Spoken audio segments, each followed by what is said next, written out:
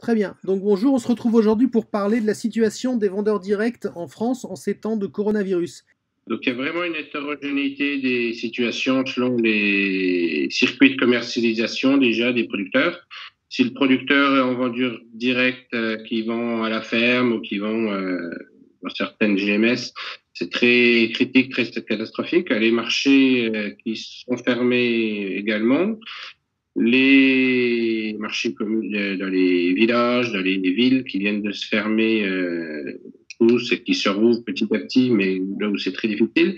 Les collectivités qui sont fermées, donc les écoles, c'est très compliqué pour les producteurs qui vendent là. Par contre, d'autres producteurs s'en tirent mieux, ceux qui vendent dans des drives fermiers, donc là où le producteur n'a pas de contact directement avec le commerçant, il peut déposer, il récupère ses produits, ça se passe très bien.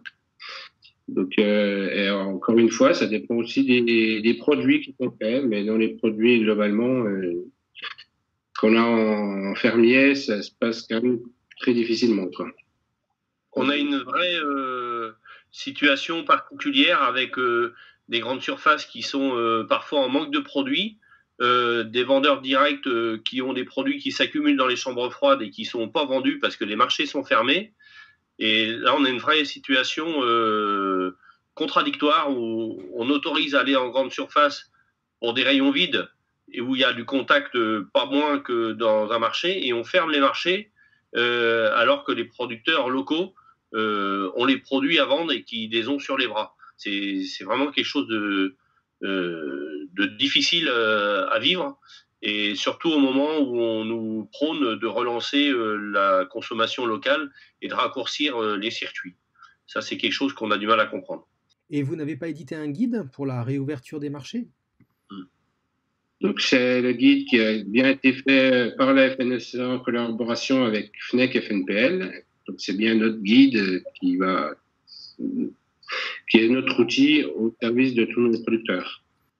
On a vraiment ce guide qui a été plutôt bien fait, et on a vraiment un respect des consignes à faire sur les marchés, c'est évident. On doit prendre d'abord la précaution pour la santé et la diffusion de la pandémie, et derrière, on doit pouvoir fonctionner avec des marchés, et on a besoin vraiment que les maires jouent le jeu, qui demandent les dérogations pour autoriser les marchés, et qui fassent appliquer les règles pour tout le monde. Et si l'ouverture des marchés n'est pas la solution? Là où on a travaillé, collaboration toujours avec la FNEC plus que la commission commune, c'est sur les différentes solutions qui sont apportées aux producteurs de transfert du lait quand ce n'est pas possible de livrer à sa laiterie, quoi. Il y a des zones où la laiterie ne peut pas plus de lait, des producteurs qui de toute façon sont des vendeurs directs purs. Et là, c'est très compliqué pour eux aujourd'hui. Donc, les seules solutions, si on veut, c'est de reporter le lait, donc de fabriquer des tomes, des fromages plus de garde. Mais ces producteurs qui ne sont pas toujours équipés, qui s'équipent,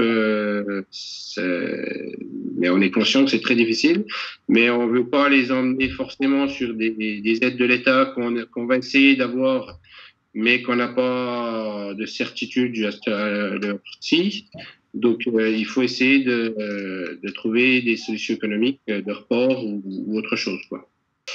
Un autre aspect que j'ai encore pas parlé, c'est sur les assouplissements que l'on demande sur des dérogations.